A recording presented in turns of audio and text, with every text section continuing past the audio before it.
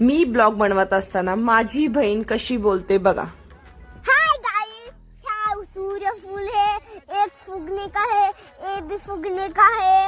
अरे दीदी क्या मेरी फोटो काट रही है और यहाँ एक एक ढाले लग रहे हैं और मामी ने शेड के अंदर एक लिया है, ऐसे ऊपर के ऊपर के जाता से लिए लिए आजा ढाले खा जाओ आजा। बाय गाइस, को लाइक और सब्सक्राइब करो। अरे फूल ले लो। मैं तो भाग जाऊं।